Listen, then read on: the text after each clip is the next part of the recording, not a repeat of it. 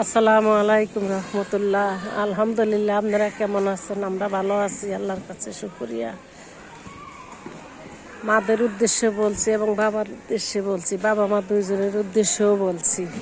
শুনেন, আপনারা বাচ্চা সকালবেলা স্কুলে দিয়ে আসেন, বাচ্চা ওখান থেকে ফালে যায় কিনা খেয়াল রাখবেন। আপনার বাচ্চা স্কুলে যে কার সাথে মিশে কার সাথে কথা বলে এগুলা খেয়াল রাখবেন। প্রত্যেক দিন তো আর ক্লাসে যায় গার্জেন যায় পরীক্ষা করা সম্ভব না, ওকে জিজ্ঞেস করবেন কোথায় যায়। আরেকটা কথা হলো, এই সঙ্গদোষে বাচ্চারা নষ্ট হয়ে যায়, খেয়াল রাখবেন।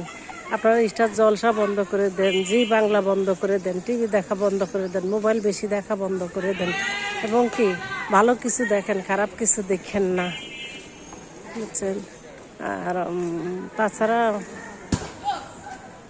আর বিশেষ করে আরেকটা অনুরোধ করব, যদিও আমাদের বলা ঠিক না, আরেকজনের বাচ্চা কাচ্চা নিয়ে আপনারা প্রাইমারির আগে আরবি পড়া শেষ করবেন, কোরআন শরীফ পড়া শেষ করবেন, এবং কি ঘরে নিয়মকানুনগুলো শেষ করবেন। ঘরে মা বাবারে শ্রদ্ধা করা, মুরব্বী করে শ্রদ্ধা করা, এগুলা শিখাবেন। এগুলা তো আর স্কুল দেওয়া হয় না, এগুলো হয় মাদ্রাসাতে। মাদ্রাসা তো আমরা সব বাচ্চাদেরকে দেই না, ঠিক আছে? আর দেবেই বা কী করে? মাদ্রাসার পরিবেশ যে অবস্থা এখন, দেওয়ার মতন পরিবেশই নাই। আপনারা ঘরে এলেম শিক্ষাগুলা দেন, ঘরে হুজুর রাখেন, রেখে পড়াশোনা করান, এবং মসজিদে প্রত্যেক 5 ওয়াক্ত মসজিদে পাঠাবেন। জুমার নামাজে বাচ্চা পাঠাবেন, তো অভ্যাস হবে জুমার নামাজ পড়া। এগুলা না শিক্ষা থাকলে পরে এগুলা ক্ষতিগ্রস্ত হয়।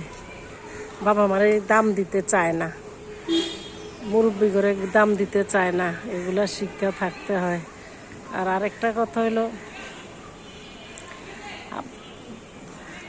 কেউ যদি আমার কথায় কষ্ট পান তাহলে মাফ করিয়ে দিবেন। প্রাইমারির আগে আরবি পড়া শেষ করবেন, নামাজ তো এগুলা শিখাবেন। একদম ছোট বাচ্চাদেরকে আপনি ঘুমাবেন, আপনার বাচ্চারা শিখাবেন নামাজ কয় ওয়াক্ত, তারপরে কি কোন ওক্তে কয় রাকাত নামাজ, এগুলা শিখাবেন। ঘুমাইয়া যাবে বাচ্চা, শিখতে শিখতে ঘুমাইয়া যাবে, এগুলা শিক্ষা দিবেন। আল্লাহ, মুরব্বী করে শ্রদ্ধা করতে হয়, এগুলা শিক্ষা দিবেন।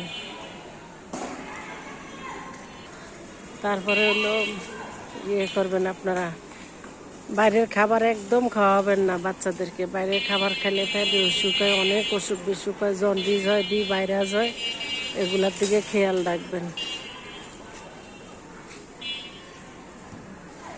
তারপরে যার যেই বাচ্চাদের দাদা দাদি আছে, নানা নানি আছে, খালা চাচা জেঠা জেঠি, এরা তো অনেক সৌভাগ্যবান, এরা অনেক সৌভাগ্যবান। এরা সবাই আদর যত্ন পায়, ভালো মানুষও হয়। আর একা এক রুমে বাচ্চাদেরকে শুতে দিবেন না, একজনের এক বাচ্চারে এক রুমে শুতে দিবেন না। অন্তত বুঝার আগে, অন্তত বাচ্চাটি যাওয়ার আগে একা এক রুমে বাচ্চাদেরকে, ছেলে হোক মেয়ে হোক, এক রুমে থাকতে দিবেন না। ওই রুমে কম্পিউটার দিবেন না, ইন্টারের আগে মোবাইল দিবেন না, ইন্টার পরীক্ষার পরে দিবেন। এগুলা মাইনে চলেন, দেখবেন বাচ্চা আল্লাহর হুকুম মতন ভালো হবে, বুঝছেন? আপনারা কেউ আমার ফের রাগ করেন না। আমরা এই নিয়মে বাচ্চা ফালি, ভবিষ্যতের মালিক আল্লাহ, আমরা না। আমাদের কর্তব্য আমরা শেষ করি, তারপরে ওদের পাল্লা। আমাদের দোষ তো আর দিতে পারবে না যে মা বাপ খারাপ, মা বাপ এরকম, মা বাপ ওরকম। অনেক কথা বলে ফেলছি। আসসালামু আলাইকুম।